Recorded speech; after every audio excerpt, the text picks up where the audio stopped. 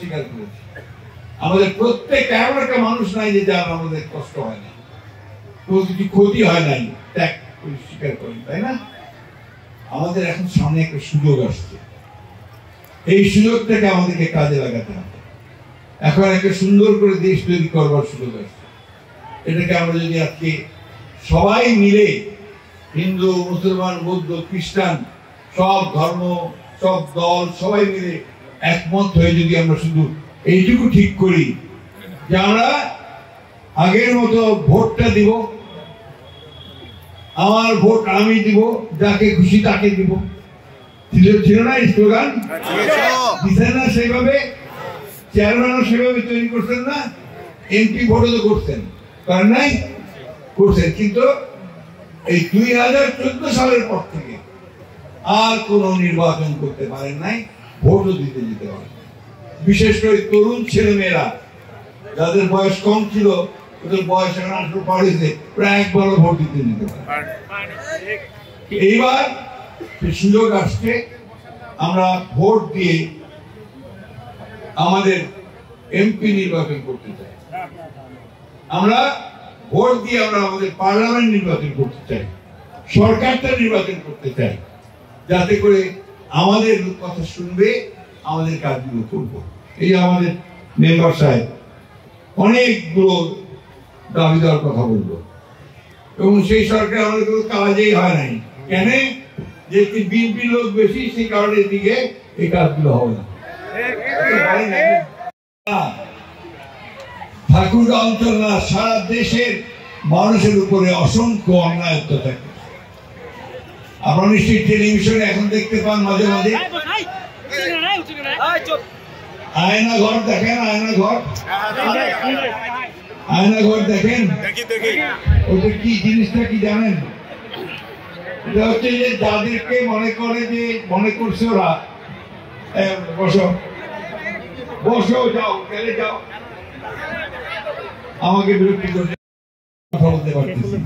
আমাদের এই সাংবাদিক ভাইরা তারা ক্যামেরা লাগাইছে, এখানে কথা বলতে পারে। কিছুদিন আগে যদি একটু বেকায়দায় কথা বলছে, তাহলে ডিজিটাল সিকিউরিটি অ্যাক্ট আইন, সেই আইন দিয়ে তাকে আগে ডুবে যাবে। বন্ধুগণ, আমি ওই কথাটা বারবার রিপিট করতে চাই না, বলতে চাই না, পুনরাবৃত্তি করতে চাই না। আমার 111টা মামলা হয়েছে, একটা 111টা মামলাগুলো কি? আমি নাকি আপনার ঢাকা পৌরসভার যে ময়লা ফেলার গাড়ি আছে, সেই গাড়ি পুড়াইছি, বোমা মারছি, এইসব মামলা আমার বিরুদ্ধে দিয়েছি। আমি মোট 11 বার জেলে গেছি, প্রায় 3 বছর জেল খাটছি। আমাদের ম্যাডাম খালেদা জিয়া 6 বছর বন্দী ছিল, 2 বছর সেই একেবারে একটা অন্ধকার ঘরের মধ্যে, 2 বছর হাসপাতালে, আর 2টা বছর বাসাতে বাড়িতে বন্দী ছিল।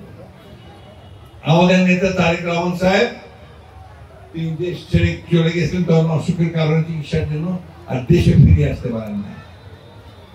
আমাদের ঠাকুরগাঁতে ওই বহু নেতা এখানে জেলে যায় না, এরকম লোকের সংখ্যা খুব কম আছে। সব জেলে যাওয়া যায়, এটা হয়েছে না, বেশিরভাগ নেতাদেরকে জেলে যেতে হচ্ছে। বন্ধুরা, এই অবস্থাটা সে তৈরি করছিল, বাংলাদেশের মানুষ যখন কথা বলতে না পারে, সে সারা জীবন ক্ষমতায় থাকবে, টিকে থাকবে, এমন একটা অবস্থা তৈরি করছিল আজকে এই বাংলাদেশে। এখন বাংলাদেশে একটা ভয়াবহ অবস্থা তৈরি হয়েছে। অর্থনীতি, একটা তো বললাম অন্যায় অত্যাচারের কথা, আর চুরির কথা বলি একটু। সমস্ত টাকা পয়সা চুরি করে বিদেশে পাচার করে দিয়েছে, দেশে রাখে নাই, বিদেশে পাঠাই দিচ্ছে। সেটা 1, 2, 3, 4, 1000, 2000, 3000, 5-6 লক্ষ টাকা নয়, কোটি টাকা নয়, 26 লক্ষ কোটি টাকা। আপনারা বলেন, হিসাব করেন 26 লক্ষ কোটি টাকা কত টাকা হতে পারে? আমাদের কিন্তু, আমার মাথায় অন্তত আসে না, আপনাদের মাথায় আসে কিনা আমি জানি না।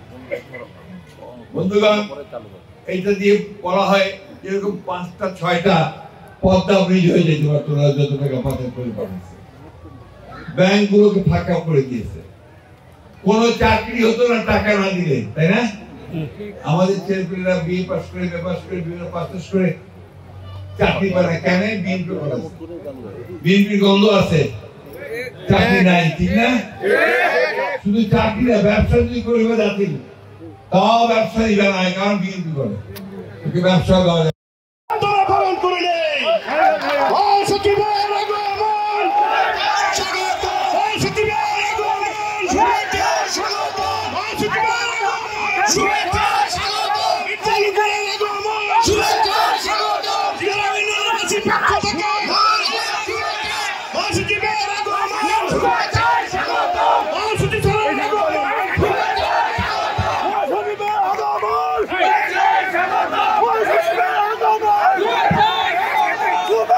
Roberto!